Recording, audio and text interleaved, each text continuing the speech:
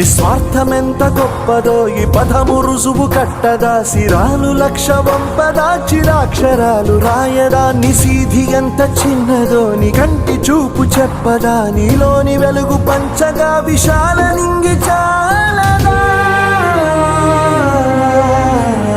మనుష్యులందు నీ కథ మహర్షిలాగా సాగదా, మనుష్యులందు నీ కథ మహర్షిలాగా సాగదా.